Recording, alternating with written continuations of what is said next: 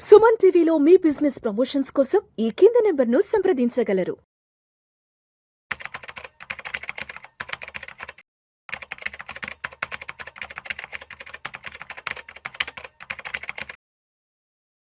గిరిబాబు గారు నమస్తే సార్. నమస్తే అండి. Welcome to Vishnu talks. Thank you. So Giribabu గారు, ఇప్పుడు మనకి తెలిసిన వాళ్ళు, మన చుట్టుపక్కల, మన బంధువుల్లో ఎవరైనా బాగా ధనవంతులు, అపర కుబేరులు, శ్రీమంతులైన వాళ్ళ గురించి మన ఇంట్లో మాట్లాడుకుంటే మన ఇంట్లో ఏం చెప్తారంటే, వాళ్ళకేమరా పెద్ద పెద్ద వ్యాపారాలు ఉన్నాయి, ఎప్పటి నుంచే వ్యాపారాలు చేస్తున్నారు కాబట్టి వాళ్ళు ఈరోజు ఆ రేంజ్కి రాగలిగారు, అంత కోటీశ్వరులు అని చెప్తుంటారు. అంటే ఇది వ్యాపారం చేసే వాళ్ళే కోటీశ్వరులు అవుతారు అనే నేపథ్యంగా చెప్తారు పెద్దవాళ్ళు. మరి చిన్న చిన్న ఉద్యోగాలు చేసుకుంటూ, ప్రైవేట్ ఉద్యోగాలు చేసుకుంటూ కూడా కోటీశ్వరులు కావడానికి ఏమైనా మార్గాలు ఉన్నాయంటారా? యా, తప్పకుండా ఉన్నాయండి. రీసెంట్గా నేను నా వాట్సాప్ స్టేటస్లో ఒక వీడియో పెట్టాను. ఆ వీడియోలో ఏంటంటే ఎల్బి శ్రీరామ్ యాజ్ అ లెక్చరర్గా పిల్లలను అడుగుతూ ఉంటాడు, ఏమని మీరు పెద్దయ్యాక ఏమవుతారు అని. అందరికందరూ కూడా పెద్దయ్యాక నేను ఇప్పుడు బీటెక్ చేస్తున్నాను, ఎంటెక్ చేస్తాను, అక్కడ తర్వాత ఉద్యోగం తెచ్చుకుంటా, ఉద్యోగం చేస్తా, లేదా బీటెక్ చేసినా ఎంటెక్ చేసిన సేమ్ ఉద్యోగం కాబట్టి నేను బీటెక్ చదివి ఉద్యోగం తెచ్చుకుంటా అవుతాను, లేకపోతే నాకు అయిపోగానే ఉద్యోగం. అందరూ ఉద్యోగం ఉద్యోగం ఉద్యోగం అంటారు తప్ప ఒక్కరు కూడా నేను ఉద్యోగ కల్పన చేస్తాను, ఉద్యోగాన్ని క్రియేట్ చేస్తాను, నేను వ్యాపారం చేస్తాను, నేను ఉద్యోగాన్ని ఇచ్చే ఒక సంస్థ యజమానిగా ఉంటాను, నేను ఒక బిజినెస్ చేస్తాను, ఎంటర్‌ప్రెన్యూర్ అవుతానని ఎవరు చెప్పరు, కూడా చెప్పట్లేదు. అంతెందుకు మనం చిన్నప్పటి నుంచి మన పిల్లల్ని పెంచేటప్పుడు పెద్ద అయితే ఏమవుతారా అంటే, పోలీస్ అవుతాను, ఉద్యోగం అంటే పోలీస్ ఉద్యోగం చేస్తా, ఐఏఎస్ ఉద్యోగం చేస్తా, ఐపీఎస్ ఉద్యోగం చేస్తా, డాక్టర్ ఉద్యోగం చేస్తా, ఇవే చెప్తారు తప్ప, అంటే డాక్టర్ ఉద్యోగం అంటే ఉద్యోగం అనరు, డాక్టర్ అవుతా అంటే నేను, అది తప్పేం కాదు అది. బట్ అగైన్ మళ్ళీ అవన్నీ కూడా ఉద్యోగం, ఎక్కడో పని చేయడం, డబ్బు సంపాదించడం, ఎవరికో పని చేయడం, సంపాదించుకోవడం, ఇలాగే ఉంటుంది. అందుకే ఒక సేయింగ్ ఉంటుంది, నిన్ను నువ్వు ఉపయోగించుకోకపోతే ఇంకొకటి నిన్ను ఉపయోగించుకుంటాడు. రెడీగా ఉండండి. నిన్ను నువ్వు ఉపయోగించుకుంటే నువ్వు వ్యాపారం చేసుకున్నట్టు, నువ్వు గ్రో అయినట్టు. లేదు, నీ టైం వాడికి ఇచ్చి జీతం తీసుకుంటే నిన్ను ఇంకొకటి ఉపయోగించుకుంటారు. అంటే నీ తెలివిని నువ్వు ఉపయోగించుకుంటే నువ్వు ఒక పెద్ద వ్యాపారస్తులుగా మారుతావు కదా. నీ తెలివిని వేరే వాళ్ళు ఉపయోగించుకుంటే నువ్వు ఒక ఉద్యోగస్తులుగా మారిపోతావు. చదివాను సార్, నిన్ను ఉపయోగించుకుంటే నువ్వు, నీ తెలివిని ఉపయోగించుకుంటే నువ్వే ఒక పెద్ద వ్యాపార సామ్రాజ్యం సృష్టించు. నిన్ను నువ్వు ఉపయోగించుకోకపోతే ఇంకొకటి నిన్ను ఉపయోగించుకుని రెడీగా ఉంటాడు, ఉద్యోగస్తులుగా మారిపోతావు. ఎగ్జాక్ట్లీ. ఇప్పుడు నార్మల్ గా ఒక కంపెనీ యొక్క ఆఫర్ లెటర్ ని ఏమంటారు ఆఫీషియల్ గా? సిటిసి అంటారు. What is the CTC? Cost to company. అంటే కంపెనీకి నువ్వు ఎంత కాస్ట్ అవుతున్నావు. ఇది ఎలా క్యాలిక్యులేట్ చేస్తారు? రఫ్ గా, సపోజ్ నీ ద్వారా నేను నీకు ₹1,00,000 ఇచ్చి నేను హైర్ చేసుకుంటున్నాను, హైర్ చేసుకుంటున్నా. నీ సిటిసి ఎంత? 12 lakhs per annum. సో నేను కంపెనీ యజమానికి ఏం ఆలోచిస్తా, ఇతనికి 12 lakhs సంవత్సరానికి ఇస్తే నాకు ఇతని మీద కనీసం ఒక 3 times రావాలి. అంటే 3 times అంటే నాకు 12 into 3 36 lakhs వస్తే ఒక 12 మీకు ఇచ్చేస్తా. ఒక 12 నేను పెట్టే ఖర్చు, అంటే ఇంటీరియర్, నా ఆఫీసు, నీకు ఇచ్చే ఫర్నిచర్, నీకు ఇచ్చే ఫెసిలిటీ, నీకు ఇచ్చే అన్ని ఎమ్యూనిటీస్ అన్ని కలిపి ఇంకొక 1 టైం అయిపోయింది. థర్డ్ వచ్చేసి నీ మీద నాకు రావాల్సిన లాభం. మొత్తం సిటీసీ 3 times చేయాలి మినిమం. ఇది ఆ 3 times లో ఒక టైం నీకు ఇచ్చేస్తా 12 lakhs. ఒక 12 lakhs నా ఖర్చు నీ మీద పెట్టినందుకు. నీకు ల్యాప్టాప్ ఇవ్వాలి, నీకు ఇంటీరియర్స్ ఇవ్వాలి, నీకు ఒక ఆఫీస్ ప్రెమిసెస్ ప్రొవైడ్ చేయాలి, దాన్ని రెంట్ కట్టాలి, నీకు హౌస్ కీపింగ్ ఇవ్వాలి, ఇవన్నీ ఇవ్వాలి కదా. నీకోసం ఒక వ్యాపారం కొనుక్కరావాలి బయట నుంచి, నువ్వు పని చేయడానికి నేను పని కల్పించాలి కదా. 1 time. ఒక టైం ఏంటి, నీ మీద నాకు లాభం రావాలి. ఈ 3 times. నువ్వు 4 times ఇచ్చావు అనుకోండి, మీరు 4 times కనుక 12 into 4 times ఇస్తే నీకు కొంచెం ఇన్సెంటివ్ ఇస్తా. అదే నువ్వు నీ సిటీసీకి 5 times కనుక నువ్వు ఇవ్వగలిగితే నీకు ప్రమోషన్ కూడా ఇస్తా, 1 లక్షలు ప్రమోషన్ ఇస్తా. అదే నువ్వు సిటీసీకి ఒక 7-8 times చేస్తే ఇక నువ్వు super star of the employee. అంటే ఏంటి, నేను ఏం చేస్తున్నాను, నీకు ఒక సిటీసీ ఇచ్చి దాని మీద నువ్వు ఎన్ని టైమ్స్ చేయాలి? Minimum 3. You will get a 0 only salary.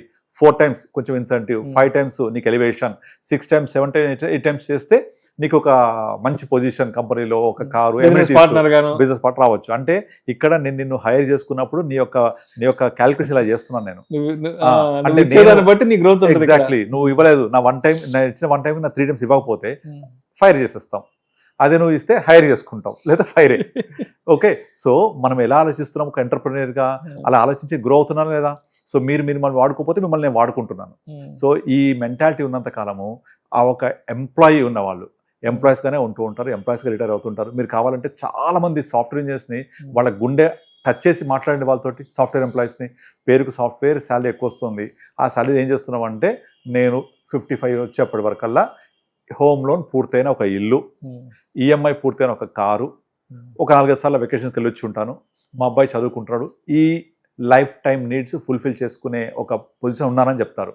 కానీ ఆఫ్టర్ 55 తర్వాత పరిస్థితి ఏంటి అంటే, మనకు బ్రహ్మాండం చెప్తుంటారు కదా, పైన బట్ట కింద పొట్ట అని, ఆ టైప్ అయిపోతూ ఉంటారు. కానీ మీ యొక్క ఆర్థిక స్వేచ్ఛ ఎక్కడుంది?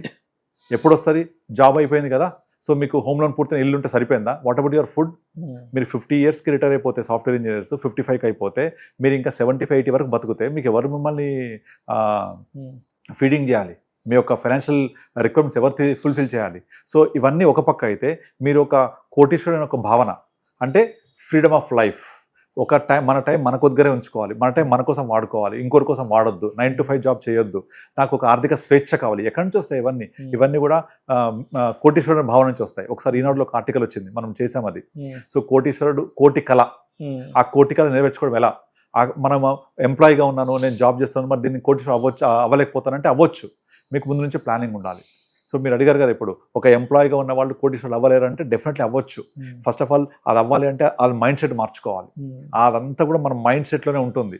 అందుకే రిచ్ డాడ్ పూర్ డాడ్ అనే ఒక బుక్ చదివితే అందులో అతను రిచ్ డాడ్ ఎలా ఉంటాడు, పూర్ డాడ్ ఎలా ఉంటాడు, అంతా కూడా మైండ్ సెట్లోనే ఉంటుంది. సో నేను ఇంతే, నా లైఫ్ ఇంతే, నా బతుకు ఇంతే, నేను ఎట్లే ఉంటాను అనుకుంటే అంతే ఉంటాం. ఆ మేనిఫెస్టేషన్ మన మైండ్ నుంచి రావాలి. అలా కాదు, నాకు విజన్ ఉంది, నేను ఒక 5 years ఇక్కడ ఉంటాను, 10 years ఇక్కడ ఉంటాను, నేను ఇలా గ్రో అవుతాను అని మనం ఏం చేయాలి? వ్యాపారం చేసి ఆ వ్యాపారంలో మనం మెలకువలు నేర్చుకొని వ్యాపారంలో ఎక్సెల్ అవ్వడానికి అవకాశం లేకపోవచ్చు, but at least invest in businesses. For example, ఇప్పుడు ముఖేష్ అంబానీ వాళ్ళ ఫాదరు, మనం చదివాం కదా హిస్టరీ అయింది, పెట్రోల్ పంపులో పెట్రోల్ కొట్టేవాడు అబ్రాడ్లో అని. అలా పెట్రోల్ కొట్టే వ్యక్తి ఊహించాడా నేను ఇలా ప్రపంచ కుబేరులో జాయిన్ అవుతాను? లేదు కదా వాళ్ళ ఫాదరు. బట్ ఆయన ఆ ప్రణాళిక వేసుకుంటూ వచ్చాడు. ఇప్పుడు దాన్ని వాళ్ళ కొడుకు ఫుల్ఫిల్ చేశాడు. ప్రపంచ కుబేరుల్లో టాప్ 10లో ఉంటాడు.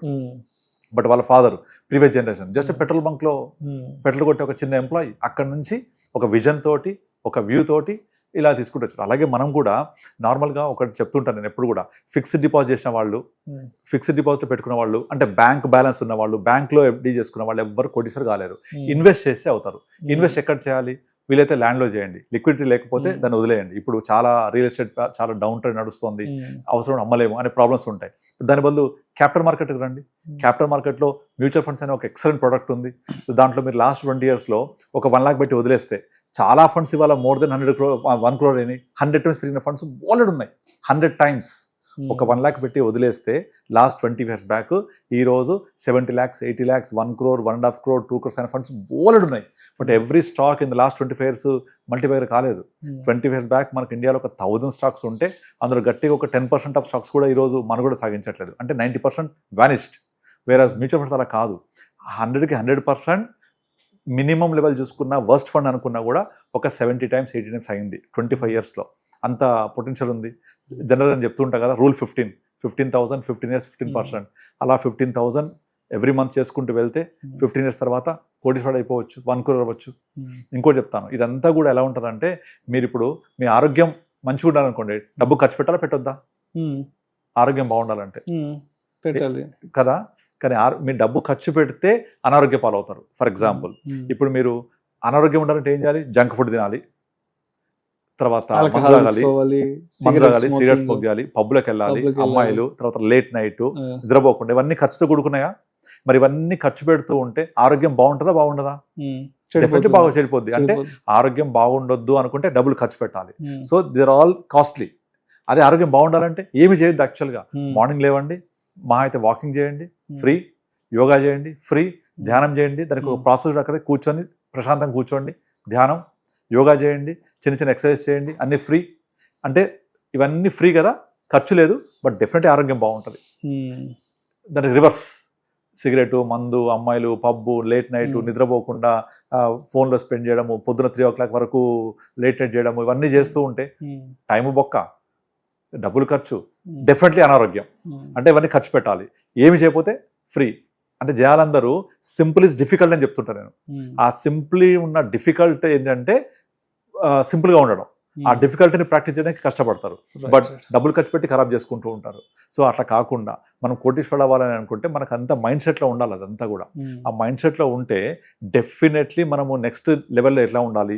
ఇప్పుడు అందుకే కొంతమంది వచ్చే వాళ్ళు చెప్తుంటారు, ఇప్పుడు నార్మల్గా నా బడ్జెట్ ప్రకారం, నా ఇన్కమ్ ప్రకారం నేను ఒక 2 BHC తీసుకుంటా, లేకపోతే స్టాండర్డ్ అపార్ట్మెంట్ తీసుకుంటా అంటే నేను చెప్తాను, ఇప్పుడు స్టాండర్డ్ సరిపోద్ది. ఒక 10 years తర్వాత మీ ఇన్కమ్ పెరుగుద్ది, CTC పెరుగుద్ది, అవి పెరుగుతాయి, పిల్లలు పెద్ద అవుతారు, సరిపోద్దా? ఇది సరిపోదు కదా. సో కనుక మన విజన్ 10 years నేను ఎక్కడ ఉంటా, దానికి సరిపడా నాకు ఎట్లా ప్లాన్ చేసుకోవాలి, దానికోసం ఏం చేయాలి, ఆ గోల్ అచీవ్ అవ్వాలంటే ఇప్పటి నుంచి ఏం చేయాలి. నువ్వు ఇప్పటి నుంచే కాకుండా కొంచెం సేవింగ్ చేసుకొని పక్కన పెట్టుకొని దాన్ని ఎక్వైర్ చేయడానికి ట్రై చేయండి. ఇప్పుడు మనకు గవర్నమెంట్ ఏదైనా బ్రిడ్జ్ కట్టింది అనుకోండి, వాళ్ళు ఒక 4-5 years కోసం చూడరు. 20 yearsకి ఇక్కడ ట్రాఫిక్ ఎలా ఉంటుంది, 20 years తర్వాత దీని మీద ఎంత ఫ్లో ఉంటుంది, ఎంత ఫుట్ఫాల్ ఉంటుంది, దాని ప్రకారంగా ఒక బ్రిడ్జ్ కన్స్ట్రక్ట్ చేస్తారు, దాని ప్రకారంగా రోడ్ వైడనింగ్ చేస్తారు, అంతే కదా.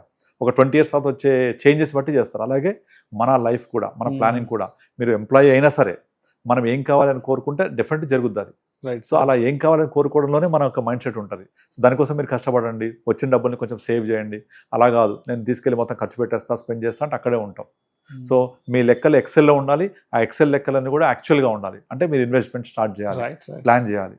Right sir, right sir. Thank you sir, thank you so much Giribabu గారు. అండి. కోటీశ్వరులు కావాలి, శ్రీమంతులు కావాలి, అపర కుబేరులు కావాలి అంటే కేవలం పెద్ద పెద్ద వ్యాపారాలు చేస్తేనే కాకుండా బస్ ఒక ప్రణాళికాబద్ధమైన, అంటే ఒక ఉద్యోగం చేసుకుంటూ ఒక ప్రణాళికాబద్ధమైన ఫైనాన్షియల్ డిసిప్లైన్ గాని అలవర్చుకుంటే డెఫినెట్ గా ప్రతి ఒక్కరు కూడా ఏం లేదు, కోటీశ్వరులు కావచ్చు. బిజినెస్ చేయకపోయినా బిజినెస్ లో ఇన్వెస్ట్ చేయండి, ఇన్వెస్ట్ చేయాలి. చాలు. అదొక మార్గం ఉంది కదా capital markets. Right. Nothing but that. Thank you sir, thank you so much. Thank you అండి.